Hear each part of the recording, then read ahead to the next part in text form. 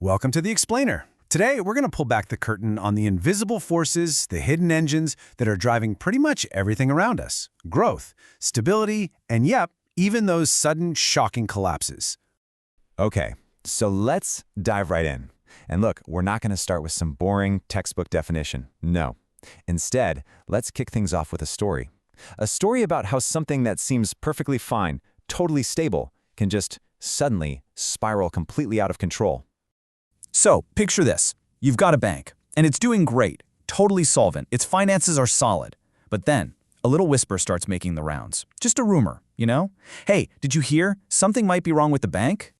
Now, hearing this, a few people decide to do the sensible thing, right? They get a little cautious, they head down to the bank and pull their money out. It's not a big deal, just a handful of people, playing it safe just in case. But here's where it gets interesting. That small, logical action, it creates this really powerful visual signal. Other customers show up and they see a line. They don't know why there's a line, they just see people taking their money out. And that sight alone is enough to make them anxious. And this is the moment it all starts to snowball. The fear literally starts to feed on itself. The longer the line gets, the more nervous people become, and the more nervous they get, well, the longer the line gets. It's not just spreading anymore, it's accelerating exponentially. And just like that, poof, a completely healthy bank is wiped out. It wasn't destroyed by bad finances or anything like that, but by a self-fulfilling prophecy, a runaway chain reaction of pure fear. So you gotta ask, what was the hidden engine at play here? This wasn't just random panic. It was a specific, predictable force that governs systems everywhere, from financial markets all the way down to our own friendships. Well, the answer to that puzzle has a name. It's called a feedback loop. And honestly, once you get this concept, it's kind of like having a skeleton key that can unlock how almost any system in the world actually works.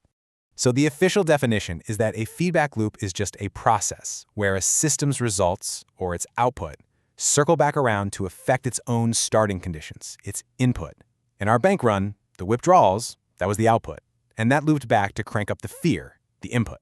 And here's the most powerful part of this entire idea. In every single dynamic system in the world, everything, there are only two kinds of these loops. That's it, just two. And here they are. You've got reinforcing loops, which are the accelerators. They slam the pedal to the metal, driving that exponential growth or collapse. And then you've got balancing loops. Those are the stabilizers, the brakes. They resist change and try to keep everything in equilibrium.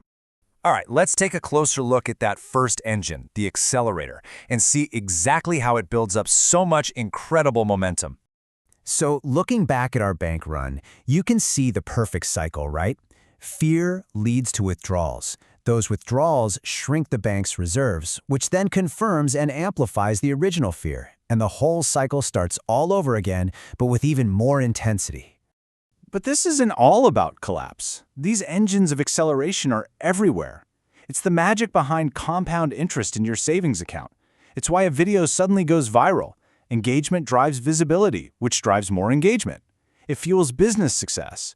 And yeah, it also creates those social media echo chambers where the algorithm keeps feeding you what you like, reinforcing your views. So if that first engine is all about acceleration, flooring it, the second one gives us that crucial counterforce for stability and, control. The classic example is just a simple thermostat. It's a perfect self-correcting cycle. The room gets too cold, the heater kicks on. The room warms up, the heater kicks off. The whole system just works to resist change and maintain its goal, that nice, steady temperature. And these stabilizing loops are constantly at work all around us, just keeping things in check. When you're dehydrated, thirst pushes you to drink to get back into balance. In nature, predator and prey populations keep each other from spiraling out of control. And in economics, supply and demand are in this constant dance, always trying to find a stable price. Okay, so here's the real key insight. The real world is never just one or the other. It's a complex, messy tangle of both of these loops, all competing for dominance at the exact same time. Just look at a housing market. It's being pulled in two directions at once. You have a reinforcing loop where rising prices attract speculators and their buying drives prices even higher. That's the accelerator. But at the same time, you've got a balancing loop. Higher prices reduce affordability, so the number of buyers shrinks, which hits the brakes. The market's behavior totally depends on which of those two loops is stronger. And this brings us to the really practical takeaway. This is how you can use this knowledge as a powerful new diagnostic tool for just making sense of the world.